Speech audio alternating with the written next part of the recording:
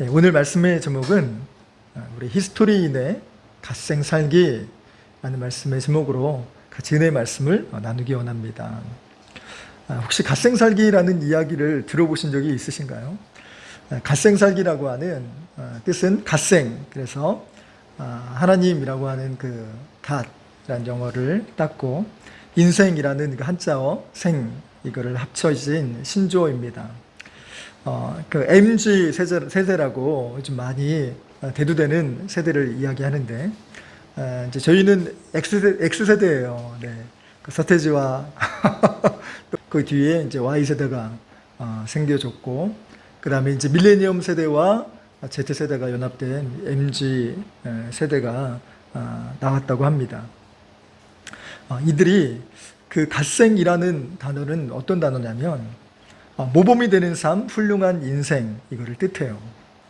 그래서 MZ세대에게 갓생은 현실에 집중하며 성실하게 사는 삶이라는 것을 뜻합니다.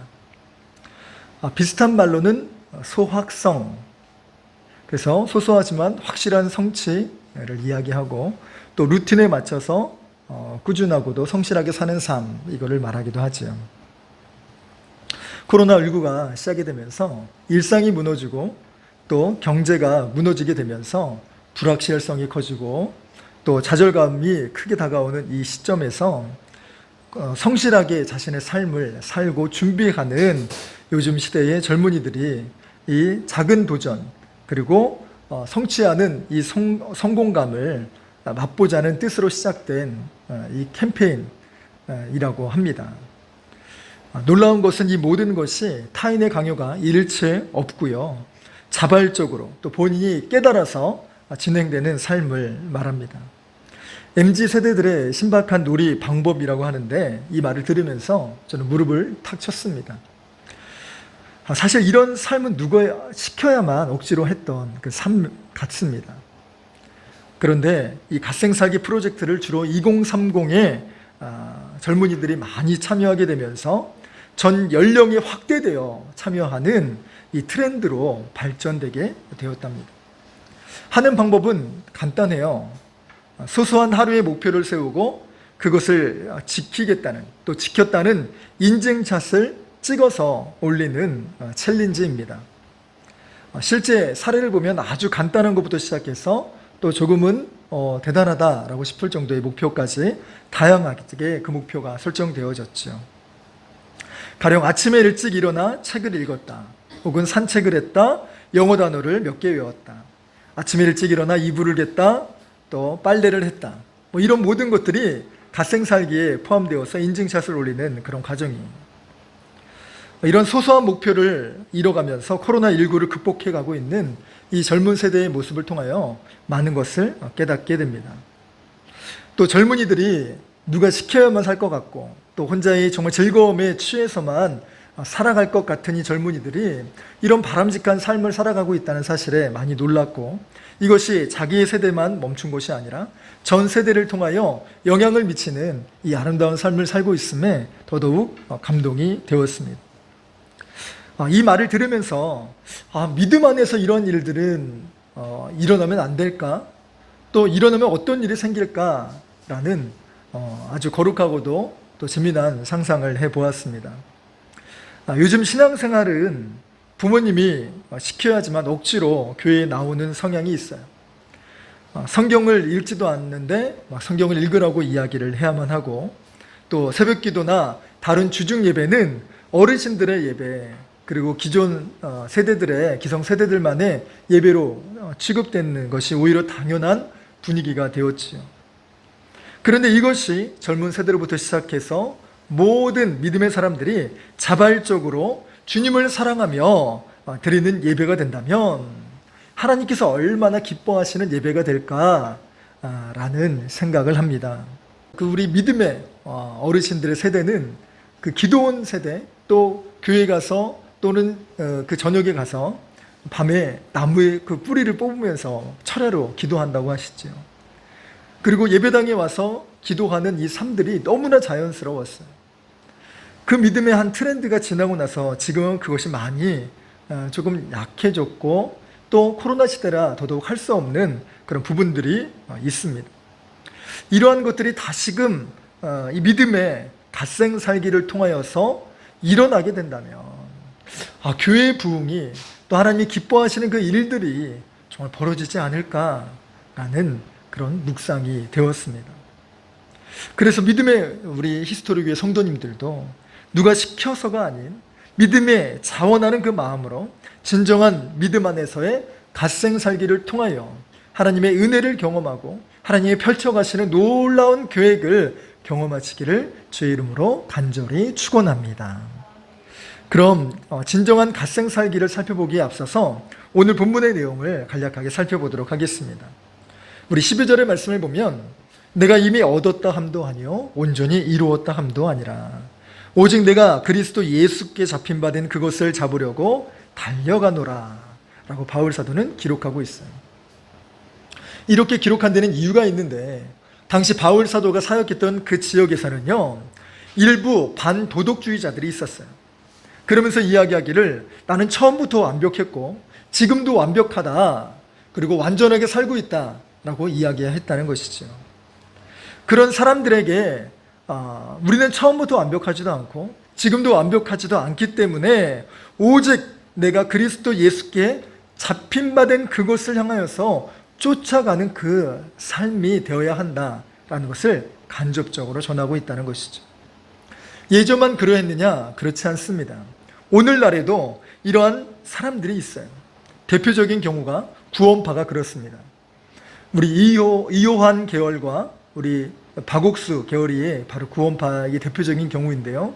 지난번에도 말씀을 드렸다시피 유튜브에서 제 이름 김용훈 목사를 검색하면 나오는 사람이 있어요. 인상이 좋은 정말 이렇게 동네 아저씨처럼 생기신 분이 나오시는데 그게 저는 아니고요. 저는 우리 영상 보시니까 아시죠? 근데 거기 저랑 똑같은 이름에 나온 대부분의 그 사람은요, 많이 노출된 사람은 바로 이요한 계열의 구원파입니다. 그래서 이것을 꼭 주의하시고 또 호기심으로 들어가서 봐야지 그렇게 하지 말라고 했는데 들어가는 분이 계세요. 네, 그렇게 하지 마세요. 네. 그런데 어쨌든 이 구원파는 자신이 잘못을 지어도 완벽하다는 거예요. 그래서 무슨 일을 하든지 간에 자신은 구원받는다는 이 사실이 변하지 않는다는 것입니다. 그런데 바울은요, 정반대의 말을 합니다.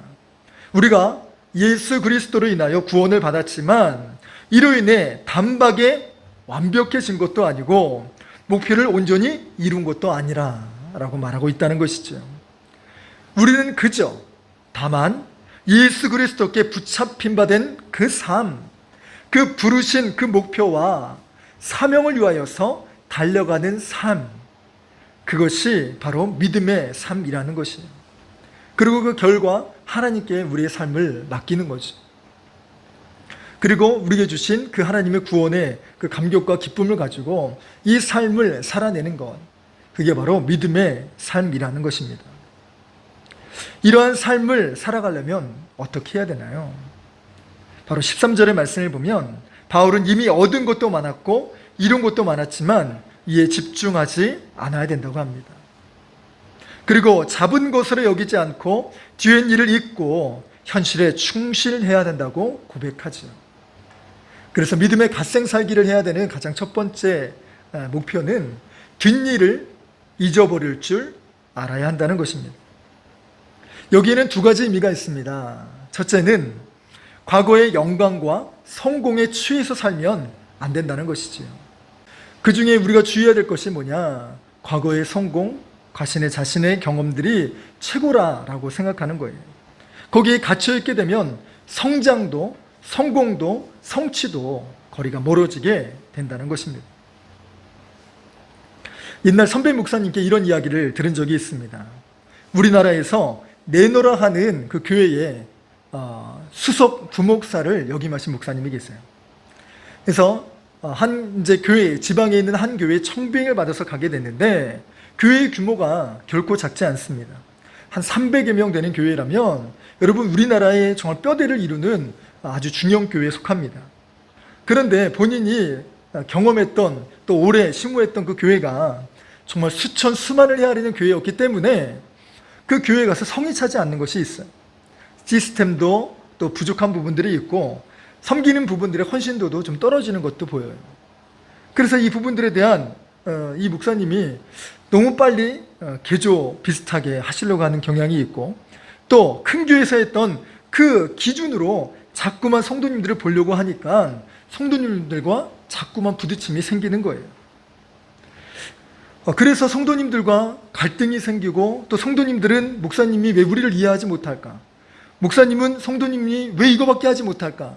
이런 부분들 때문에 결국은 틀어지게 되었고, 목사님은 그 교회에서 사임을 하게 되었다는 안타까운 이야기를 들은 적이 있습니다. 이 목사님이 왜 그렇게 했을까요? 과거의 그 영광과 과거의 그 기준이 자신의 삶을 옥죄어서 그렇게만 해야지 목회고 또 그렇게만 살아야지 되는 것 아닌가라는 생각을 지울 수 없었기 때문입니다. 이것이 비단 그 목사님만의 일일까요? 그렇지 않습니다. 우리 모습도 그렇죠. 우리의 과거의 그 영광과 그 성취, 그 추억만을 기준으로 삼으면 이걸 이래야만 돼. 가정은 이래야만 되고 부하 직원은 이래야만 되고 아이들은 이렇게 해야만 돼 라는 이 생각을 지우지 않는다면 계속해서 부딪히며 상처를 주고 받을 수밖에 없을 것입니다. 그렇기 때문에 성공과 영광만을 위하여 살아가서는 안 된다는 것이죠. 반대로 예전에 실패했던 기억만을 가지고 살아가선 또한 안 된다는 것입니다. 예를 들어 어떤 한 집사님이 계신다고 생각해 보겠습니다. 과거에 아버지로부터 이 심한 폭력을 당한 경험이 있다고 해요. 그것이 트라우마로 남을 수는 있지요. 그러나 지금은 폭력적인 아버지와 사는 것이 아니라 자기를 사랑하고 아껴주는 가족과 배우자와 함께 살고 있다는 것이죠. 이거를 자꾸 혼동해서 배우자를 통하여서 이 아버지의 모습을 보게 되어 이 상처가 자꾸만 들쑤시게 된다면 정말 남편을, 아내를 힘들게 하는 과정들이 된다는 것입니다. 그래서 배우자가 나를 폭행할 것만 같고, 그래서 나를 정말 버리면 어떡하나 라는 두려움에 먼저 자기가 상처를 주고 먼저 자기가 배우자를 버리려고 하는 성향이 생긴다는 거예요. 그러면 어떻게 됩니까? 가정이 힘들어지고 쪼개지고 또 상처를 받게 된다는 것이죠. 이 모든 것들이 과거의 나쁜 상처에서 벗어나지 못하는 안타까운 상황입니다.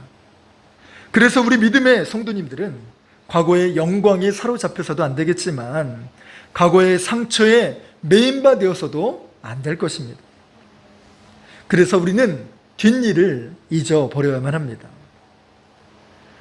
그런데 생각보다 과거의 영광과 상처를 잊지 못할 때가 참 많이 있지요. 그러면 어떻게 해야 될까요? 과거를 잘 잊을 수 있도록 기도해야 합니다. 그리고 현재를 잘 살 수 있도록 성령의 도우심을 받아야 하지요. 말이 하나 있어요. 버릇은 고치는 것이 아니라 교체하는 것이다 라는 말이 있어요. 이게 아주 단순하지만 알고 보시면 되게 통찰력 있는 이야기인데요. 버릇은 고치는 게 아니에요. 잘못된 것을 그냥 단박에 멈추는 것이 아니라 좋은 습관을 들이면서 나쁜 습관을 밀어내는 거예요. 마찬가지로 우리의 영적인 나쁜 습관을 고칠 수 있는 가장 좋은 방법은 예수 그리스도를 만나서 예수의 성품을 배워가는 것입니다. 여러분, 이것이 궁극적인 신앙의 목표라는 것이죠. 바울 사도는 아무 죄도 없이 선량하게 사는 사람을 잡아 가두고 돌로 쳐 죽이는 일을 서슴지 않고 했습니다. 그러면서도 자신은 잘 살고 있노라 라고 호언장담하며 그렇게 많은 사람들 앞에 떵떵거리며 살기조차 했습니다. 그러다 예수님을 만나 그의 삶이 송두리째 바뀌게 되었지. 사도로서의 삶을 살면서 초대교회를 향한 귀한 섬김으로 하나님께 힘이 되고 또 많은 성도들을 돕는 일들을 도맡아 했습니다. 그러다 문제가 생기게 되는데 자신의 과거가 발목을 잡게 되었습니다. 지금의 학폭 사태처럼 남을 괴롭히고 힘들게 했던 자신의 과거의 모습 때문에 지금 자신이 처한 이 모든 입술의 권세와 또 리더십을 잃게 되는 상황이 생겼어요. 적지 않은 사람들이 바울 사도를 향하여 손가락질하기 시작했고 그의 사도성을 의심하기 시작했어요. 그래서 저 사람이 무슨 말할 자격이 있나, 또 지금 이렇게 우리에게 정말 감언이슬로 이야기하면서 언제 어떻게 우리를 다시 잡아갈지 모른다 라는 그 마음들이 가득 찬 유대인들도 있었다는 것이죠. 이 모든 삶 가운데 바울은 어떻게 했을까요? 과거에 매이지 않았습니다. 과거에 자신이 영광을 바라고 살았던 그것조차 기억하지 않았습니다. 때로는 이것을 배설물로 여기며 살 정도로 현실의 삶에 충실했지요. 그렇게 주님을 위하여서 최선을 다한 그 삶이 어쩌면 과거에 잘못했기에 더욱 주님으로 살아야겠다, 또 이 부분들을 정말 갚으며 살아야겠다라고 하는 그 마음 때문에 더욱 자신의 삶을 불태워 살았는지도 모릅니다. 이처럼 바울은 누가 시켰기 때문에 또는 부담을 이기지 못해서 억지로 봉사했다는 것이 아닙니다. 구원해 주신 하나님의 그 은혜, 자신을 사랑해 주셔서 구원해 주신 그 예수님께 감사하며 주어진 현실의 삶에 최선을 다하며 살았던 것입니다. 또한 예수님께서 맡기신 이 사명과 믿음의 표대, 그리고 부르신 상을 쫓아가며 산 삶이죠. 이처럼 현재를 잘 살기 위해서는 목표가 있어야 됩니다. 60세에 은퇴하신 어느 한 분의 이야기입니다. 그분은 현역 시절에 꽤나 유능하고 인정받으셨던 분이라고 합니다. 그런데 젊은 시절 너무나 치열하게 살았던 나머지 은퇴하고 나면 이제 설렁설렁 그냥 소일거리 하면서 그냥 그렇게 쉬면서 지내야지 라고 그렇게 세월을 보내기 시작하셨어요. 그러다 보니 정말 나이가 들어가면서 이제 무언가를 하려고 해도 엄두가 나지 않고 용기가 나지 않더랍니다. 그런데 그러다가 나이가 90이 되었다는 거예요. 60세까지 치열하게 살아온 것은 분명하지만 이렇게 살다가 나이가 들면 아무것도 못할 건데 또 못하는 세대가 아닌가라는 생각으로 자포자기했던 그 삶으로 30년을 보내게 된 거예요. 그럼 자신의 인생 가운데 무려 3분의 1을 덧없이 아무런 소득 없이 그렇게 보냈다는 것이죠. 이것을 자각한 그 어르신의 삶이 달라지기 시작했습니다. 앞으로 자신이 얼마나 더 살겠나 라는 생각을 버리고 이제 혹 120년이나 100세까지 산다 할지라도 내게 주어진 그 10년, 내게 주어진 이 4분의 1의 생애를 정말 가치 있게 그리고 정말 잘 보내야겠다, 또 이런 생각을 하게 되었다는 것이죠. 그래서 그 나이에 공부도 새로 시작하시고 글을 쓰시기 시작하시고 자격증도 공부하시고 영어도 공부하셨다라는 이 내용을 접한 적이 있습니다. 그러다 보니 아무도 새로 시작하지 않는 그 나이에 현재를 살뜰하게 보내기 시작하신 것입니다. 여러분, 믿지 않는 사람들도요, 이렇게 자신을 돌아보며 목표를 세우고 나니 삶이 달라집니다. 현재를 충실하게 살아가게 됩니다. 이것이 세상 목표가 아니라 영적인 목표, 하나님을 위한 비전을 품고 살아간다면 그 삶은 얼마나 달라지겠습니까? 5년 뒤, 10년 뒤 그 사람의 인생은 달라지게 될 것입니다. 그래서 바울 사도가 말한 것처럼 우리는 앞에 있는 것을 잡으러 쫓아가는 믿음의 목표를 가지고 살아야 된다라고 권면했던 것이죠. 사도 바울이 말한 앞에 있는 것은 무엇일까요? 그것은 표대입니다. 하나님이 위에서 부르신 그 부름에 응답하는 삶을 말하지. 이를 믿음의 용어로 사명이라고 부릅니다. 비전이라 부르기도 하죠. 우리 히스토리 교회 성도님들의 비전은 무엇이며 또 표대는 무엇입니까? 혹시 그 비전과 목표가 너무 크게 보이지는 않으시나요? 혹 나의 꿈과 사명을 때로는 숙제처럼 그렇게 부담스러운 제목으로 생각하지는 않으실까요? 영혼을 위한 닭고기 스프라고 하는 이 책에 나온 한 일화가 있습니다. 캘리포니아에 가면 금문교가 있는데 그 금문교에는 17개의 그 톨게이트가 있다고 합니다. 그리고 각 부스마다 통행료를 받는 사람이 있지. 예전에 이러니까 지금처럼 우리나라처럼 이렇게 하이패스가 없었던 시절을 이야기하는 것 같아요. 그때 어느 날 이 운전자가 부스를 갔는데 어느 한 그 부스에 있는 사람이 이어폰을 끼고 너무나 반갑고 즐겁게 흥이 돋아서 그렇게 톨비라고 해야 되나요? 그거를 받고 있는 거예요. 그래서 이 호기심에 이렇게 물어보았답니다. 뭘 하고 계세요? 그 사람이 대답합니다. 파티를 열고 있습니다. 네? 무슨 파티요? 누구를 초대하셨나요? 제가 제 자신을 초대했지요. 얼마 후에 그 운전자는요, 똑같은 그 징수대 부스를 통과하게 되었다고 해요. 요금을 받는 사람을 보니 여전히 똑같이 음악을 틀어놓고 모션을 취하고 흥이 돋아서 그렇게 돈을 받고 티켓을 건네는 그 모습을 똑같이 보게 된 거예요. 그래서 그 운전자는 또다시 그 사람에게 말합니다. 오늘도 파티를 열고 계시나요? 네, 그럼요. 호기심이 발동한 운전자는 그렇게 질문했습니다. 그런데 왜 다른 사람들은 파티를 열고 있지 않나요? 저기 16개의 부스는 뭐 하는 사람들이기 때문에 그런가요? 라고 짓궂게 물었지. 그때 이 사람이 심드렁하게 이렇게 대답합니다. 저 사람들이요, 저 사람들이 들어가 있는 박스는요, 사실은 관이 지나지 않습니다. 시체들이 즐비한 그 관처럼 말입니다.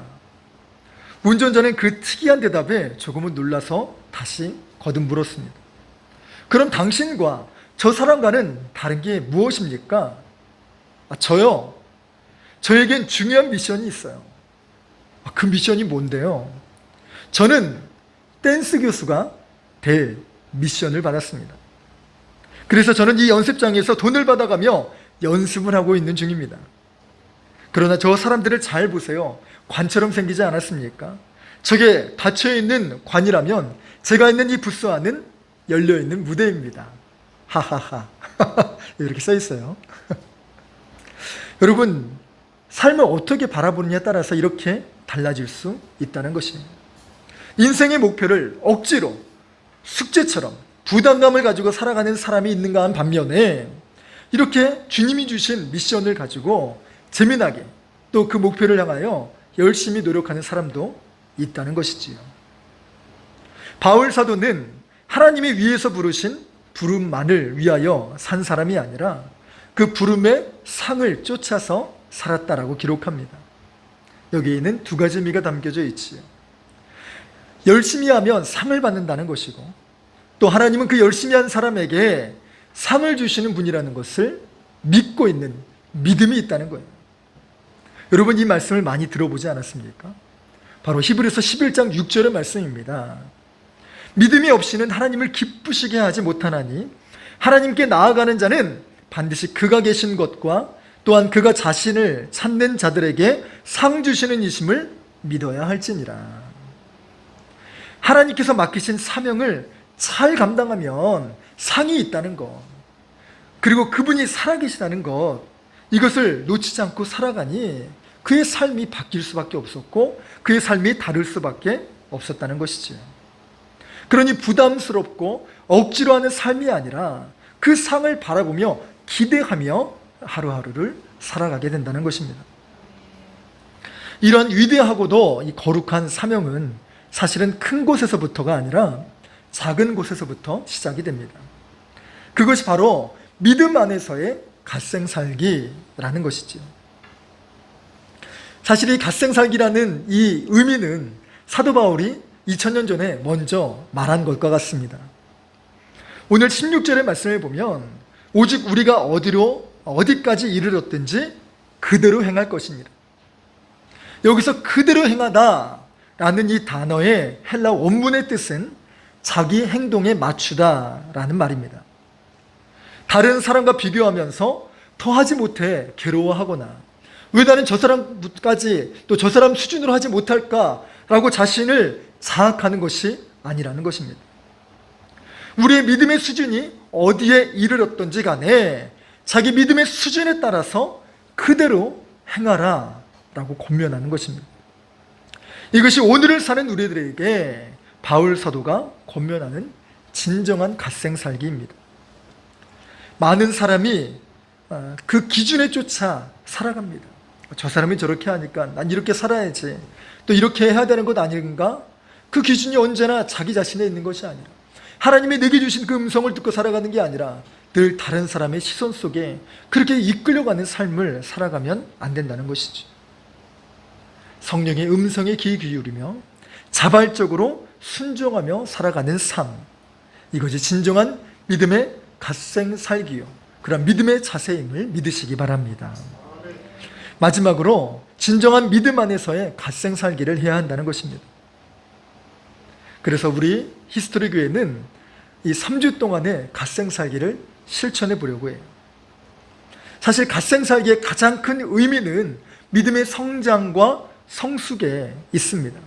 그 모든 삶 가운데 하나님이 주신 의미와 메시지를 찾아가는 삶이야말로 참으로 중요하다라는 것입니다.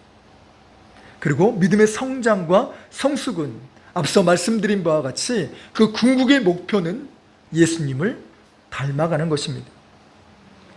예수님을 잘 닮아가기 위하여서는요, 믿음의 근력이 반드시 필요합니다. 그렇지 않으면 늘 우리는 입술로만 살 수밖에 없고 또 글로만 살아갈 수밖에 없는 사람이 될 수밖에 없다는 것이지요. 그렇게 살아가려면 기도하려고 하는 그런 믿음의 순종이 있어야 되고, 말씀을 읽는다는 그런 믿음의 실천이 따라올 수 있는 이 힘이 우리의 믿음 가운데 일어나야 그것이 우리의 삶을 움직여갈 수 있게 된다는 것입니다. 프로 갓생러라고 하는 사람이 있어요. 이게 2021년 5월 20일자 중앙일보에 나온 그 기사를 제가 읽어드리겠습니다. 온라인 커뮤니티 유튜브에 올라온 갓생살기 실천 방법은 의외로 평범하다. 여름 방학이면 꼭 만들어야 했던 하루 일과표를 보는 것 같다. 그런데 공통점이 있다. 일찍 자고 일찍 일어나기. 대표적인 갓생러로 나의 하루는 4시 30분에 시작된다 라는 책을 쓴 저자 김유진을 꼽는다. 그녀는 미국 2개 주의 변호사이면서 파워 인플루언서도 하루를 2배로 사는 습관으로 새벽 기상을 추천했다. 일찍 일어난 만큼 깨어있는 시간이 많아졌으니 해야 할 일에 지장을 주지 않고 하고 싶은 일을 할 수 있게 된다. 갑자기 저녁 약속이 생기거나 야근을 하더라도 일정이 변동되더라도 포기할 것들이 없게 된다. 아침을 어떻게 활용하는지에 따라 그날 할 수 있는 일과 나에게 주어지는 기회는 이처럼 달라지게 된다. 훌륭한 인생이든 소소한 인생이든 누구에게든 하루는 아침부터 시작된다. 그 아침을 어떻게 보내느냐에 하루의 모습을 바꾼다. 이 저자가 이야기하는 건 아침을 어떻게 보내느냐에 따라 하루의 삶이 달라질 수 있다는 것입니다. 그리고 자신이 살아보니 변했다는 그 삶을 이런 간증처럼 수기를 올렸다는 거예요. 여러분, 믿지 않는 사람, 이 사람이 믿는지 믿지 않는지는 잘 알 수 없어요. 그러나 이 말을 듣는 사람들 중에 믿지 않는 사람들도 이렇게 새벽을 깨우며 살아가고 있다는 거예요. 하물며 말씀 없이, 믿음 없이 사는 사람도 이렇게 살아가며 자신의 삶을 바꾸려고 하고 있는데, 말씀으로 살고 기도로 하루를 열어간다면 우리 믿음의 삶이 얼마나 달라질 수 있겠습니까? 우리 히스토리인들의 갓생살기는 무엇입니까? 성령께서 매일 우리에게 주시는 작은 믿음의 도전이 들리십니까? 그리고 그 말씀에 얼마나 순종하며 살고 계십니까? 주변에 복음을 전하는 것, 성경 읽기, 매일 시간을 정하여 기도하는 것, 그리고 책을 읽기, 주어진 상황에 감사하기, 새벽 말씀으로 큐티하며 삶에 적용하기. 이 등등의 삶을 우리 교인들도 시작해 보기를 주의 이름으로 간절히 권면의 말씀을 드립니다. 우리 히스토리 교회가 시작하는 첫 번째 갓생살기는 바로 3주간의 특별 새벽 기도회입니다. 사실 어떻게 보면 일평생 야행성으로 사셨던 분들에게는 쉽지 않은 일이기도 합니다. 어떤 분은 그렇게 얘기를 하셨어요. 다른 목회자로 사는 게 너무 좋은데 이 새벽 기도만은 없으면 좋겠다.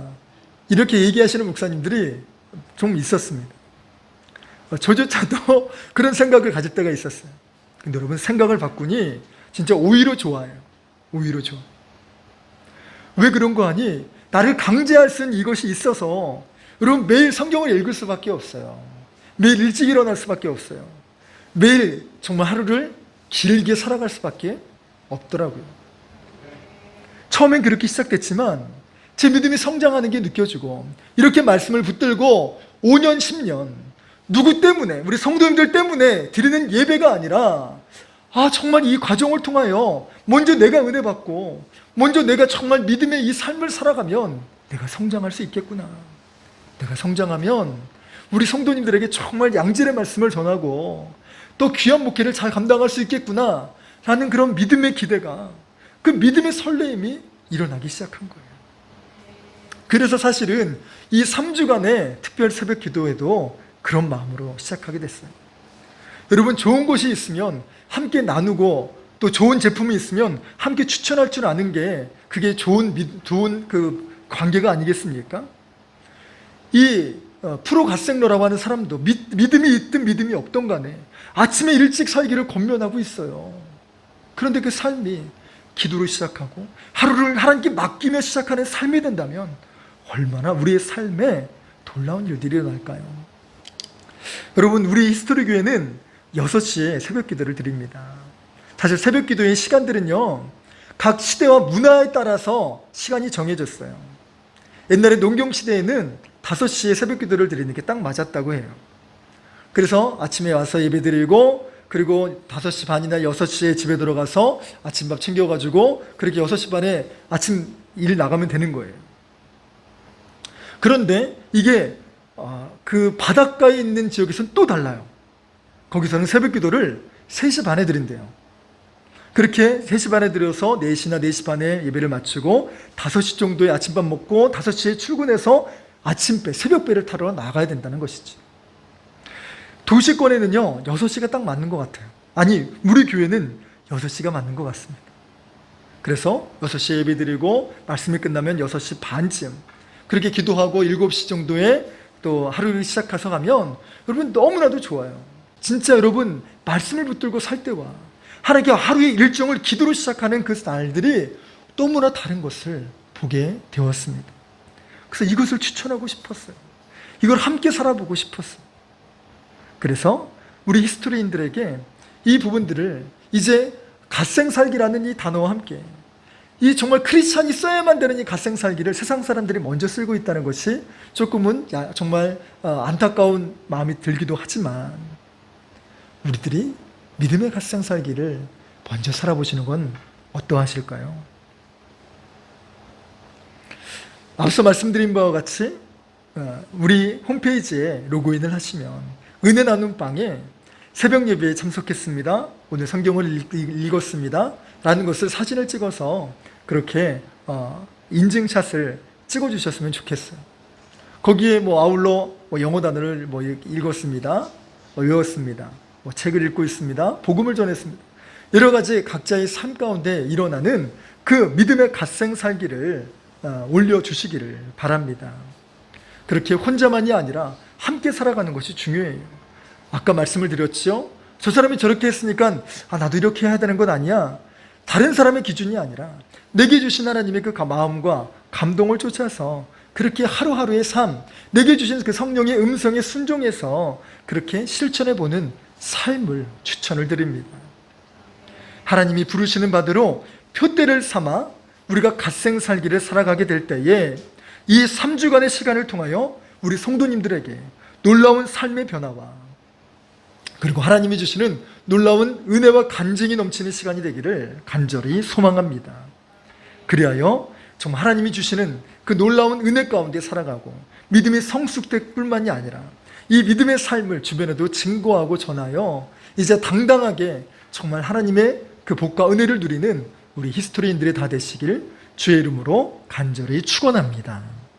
우리 이런 심정으로 같이 찬양하고 우리 잠시 기도했으면 좋겠어요.